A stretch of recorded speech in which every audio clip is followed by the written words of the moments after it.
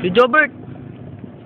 Parang nakikita ko yung kinakain mo, parang social yan ah. Okay. Ano ba yan? Hershey's. Oh, Hershey. Social ka na ngayon. Social ka na ngayon kay Jobert ha? Sarap to eh. Galing to England. Oh. Ano to? Pang babae lang to eh. Oh, ba't kinakain mo? Eh, kumawak sa amin. Oh. Kaya nga her. Her tapos she's.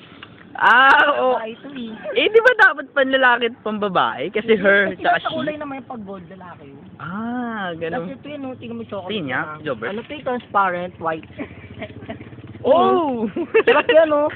Anong flavor niyan? Ano transparent chocolate. Gadus. Sarap eh. Sarap? Jobert, social lang ba nakakakain yan?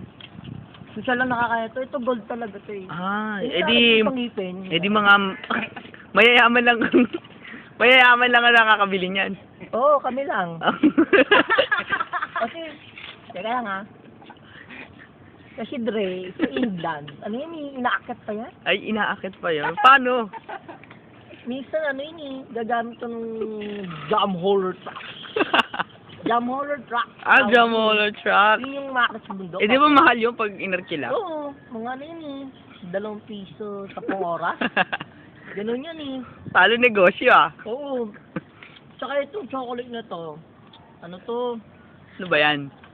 Rare. Oh, Very rare. Eh di... Diba si Sandaan ang ginawang ganito? 5 lang kami nagkaroon. Oh. Kasi nalugi. Ah, Ang mahal kasi 100,000 isa eh. kaya wala palang bumibili, kayo lang mga Eh, gold mayayaman. Kasi marami na akong gold eh.